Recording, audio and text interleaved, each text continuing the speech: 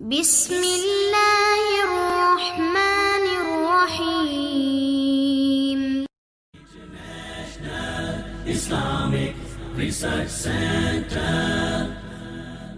السلام علیکم ورحمۃ اللہ وبرکاتہ۔ الحمدللہ والصلاۃ والسلام علی رسول اللہ، اما بعد،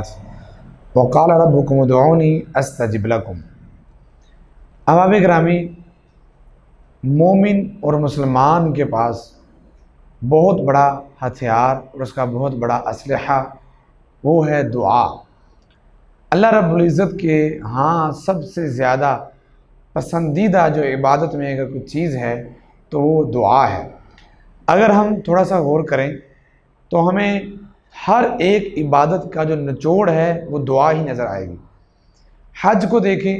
تو حج میں بھی انسان مختلف دعائیں پڑھتا ہے۔ آپ نماز دیکھیں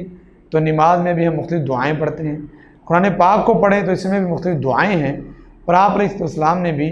اپنی پوری زندگی میں ہمیں ہر موڑ پہ مختلف دعاؤں کے ساتھ نوازا ہے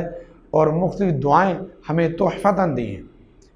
مگر مسئلہ یہ ہے کہ ہم دعائیں کرتے ہیں، ہماری دعائیں قبول نہیں ہوتی۔ اللہ رب العزت نے اپنے قرآن پاک میں ہمیں یہ حکماً کہا ہے کہ وقال ربکم ادعونی استجب لکم، تم مجھے پکارو، میں تمہاری پکار کو سنوں گا، تمہاری بات کا جواب دوں گا۔ لیکن اس کے لیے مخصوص جملے اور مخصوص وقت اور پھر وہ رکاوٹیں توڑنا ضروری ہیں جن کی وجہ سے ہماری دعائیں آسمانوں پہ نہیں پہنچتی۔ آج میں آپ کے سامنے بتانا چاہتا ہوں کہ کوئی ایسے جملے اور ایسے کلمات ہیں جن کو پڑھنے کی وجہ سے اللہ رب العزت آپ کی ہر دعا کو قبول فرمائیں۔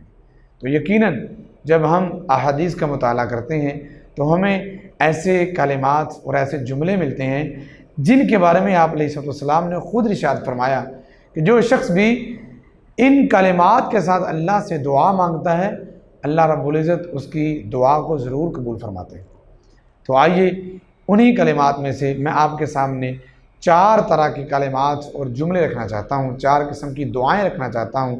جن کو پڑھ کر آپ جو بھی اللہ سے مانگیں گے اللہ رب العزت آپ کو ضرور وہ عطا فرمائے گا۔ یہ بات میری نہیں ہے، یہ بات ہمارے پیغمبر، ساری کائنات میں سب سے زیادہ سچے سچے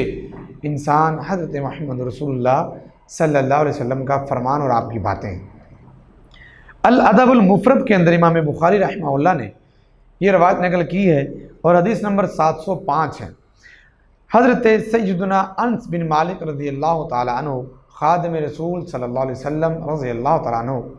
وہ ارشاد فرماتے ہیں کہ میں نے آپ علیہ السلام کے ساتھ ایک شخص کو دیکھا، جو بندہ دعا کر رہا تھا اور دعا کرنے سے قبل اس نے یہ پڑھا یا بدیع السماوات یا حی یا قیوم انی اسألک۔ اس نے یہ کلمات پڑھے، یا بدیع السماوات، اے آسمانوں کو بنانے والے، یا حی یا قیوم، اے ہمیشہ زندہ رہنے والے اور لوگوں کو قائم کرنے والے، خود بھی قائم رہنے والے، انی اسألک، میں تجھ سے یہ سوال کرتا ہوں۔ یہ کلمات کہہ کر اس نے اپنا سوال اللہ کی بارگاہ میں رکھا۔ حضرت انس فرماتے ہیں جب رسول اللہ صلی اللہ علیہ وسلم نے اس بندے کو ان کلمات کو ادا کرتے ہوئے دیکھا تو آپ علیہ السلام نے فرمایا کیا تمہیں معلوم ہے اس نے کس چیز کے ساتھ دعا کی ہے؟ اس ذات کی قسم جس کے ہاتھ میں میری جان ہے، اس نے اللہ رب العزت کا نام لے کر اسے پکارا ہے، اور جو شخص اللہ کے اس نام سے اس سے سوال کرتا ہے میرا اللہ اس کی ہر دعا کو ضرور قبول فرماتا ہے۔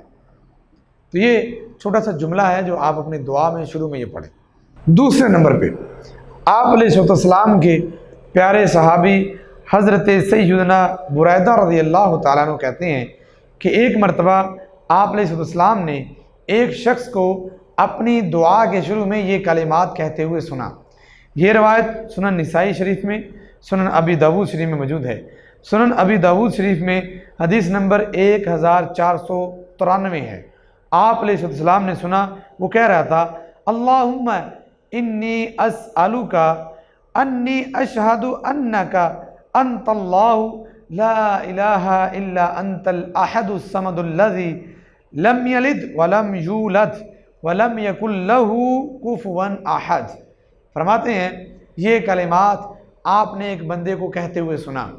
تو آپ علیہ السلام نے ارشاد فرمایا کہ اس شخص نے اللہ رب العزت کے اس نام کے ساتھ اللہ سے سوال کیا ہے، اللہ سے مانگا ہے کہ جو بھی انسان اس نام کے ساتھ اللہ کے سامنے دعا کرتا ہے، اللہ رب العزت اس کی ہر دعا کو شرف قبولیت سے نواز دیتے ہیں۔ تیسرے نمبر پہ آپ علیہ السلام کے پیارے صحابی سیدنا انس ارشاد فرماتے ہیں، یہ روایت مسند احمد کے اندر موجود ہے کہ آپ علیہ السلام کو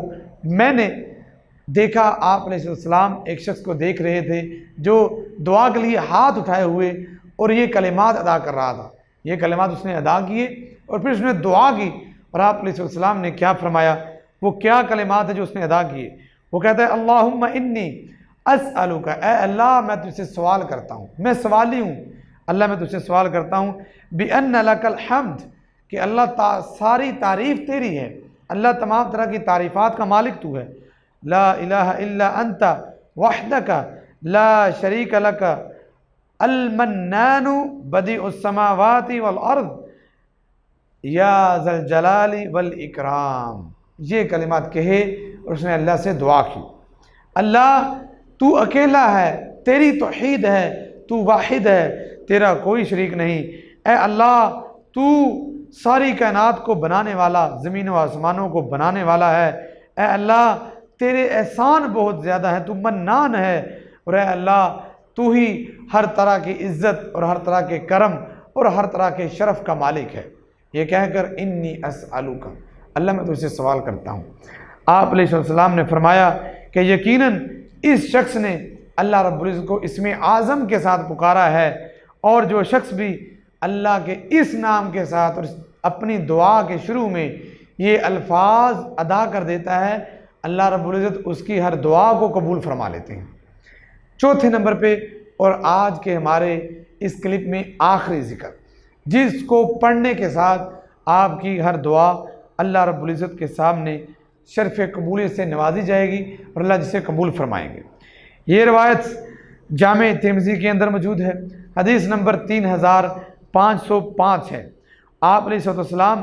کے پیارے صحابی سیدنا سعد رضی اللہ تعالیٰ عنہ ارشاد فرماتے ہیں کہ آپ علیہ السلام نے ارشاد فرمایا کہ وہ کلمات جو حضرت یونس علیہ السلام نے مچھلی کے پیٹ کے اندر جا کر ادا کیے تھے، وہ شخص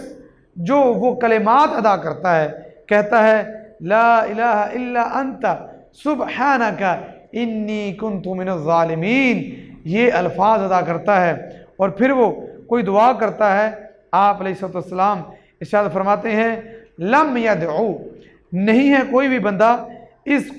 کے ساتھ دعا کرنے والا، بیہا رجل مسلمون، مسلمان ہو ان کلمات کے ساتھ دعا کرے، فرمایا اس کے لیے فی شیء قط،